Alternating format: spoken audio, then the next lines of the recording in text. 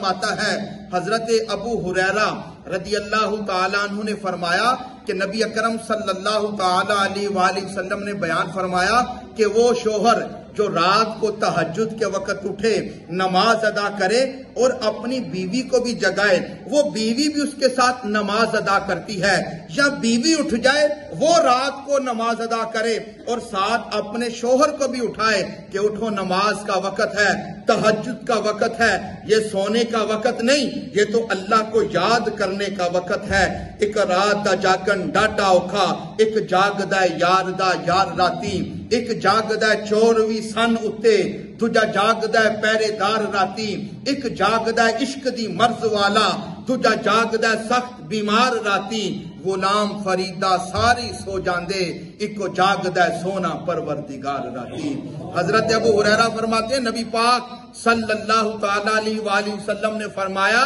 اللہ تعالیٰ ایسے شوہر پر رحم فرمائے گا جو رات کو عبادت کے لیے اٹھتا ہے، ساتھ اپنی بیوی کو بھی اٹھاتا ہے کہ اٹھ اللہ کی بندی رب تعالیٰ کو یاد کریں۔ اللہ کریم اس عورت پر رحم فرماتا ہے جو رات کو عبادت کے لیے اٹھے، اپنے شوہر کو بھی اٹھائے کہ اٹھو، پوری رات گزر گئی سوتے ہوئے، رب کریم کی